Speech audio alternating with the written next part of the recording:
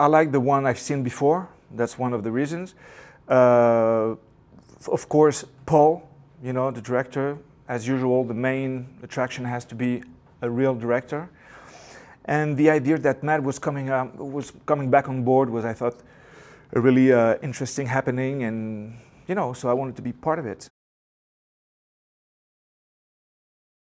I think each and every franchise has its own style, and there is definitely a Jason Bourne style, which is something that, even though it's mostly unbelievable, you know, all the things that happen in such a short amount of time in one movie, there is a believable style to it.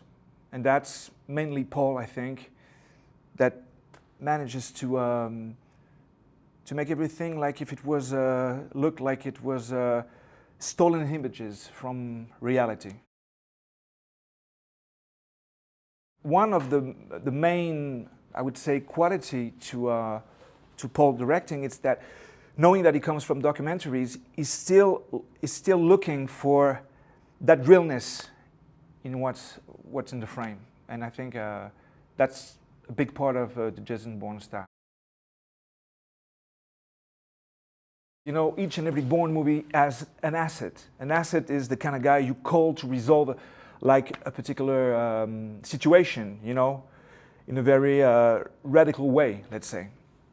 So I'm one of those assets, you know, in this movie. And I mean, I think the difference on this movie in particular is that there is a backstory to what really is the problem between Jason Bourne and my character that I can't talk about right now, really. The asset in the Bourne franchise is more like a tool from the government, you know. It's a definitive tool, let's say. So when you call the asset, there's no messing around anymore. What his name is, where he comes from, we don't really care. You know, through his actions, you will understand what his motivations are. The rest is really not the subject, I think.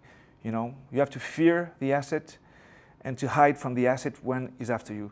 The rest doesn't really is the point.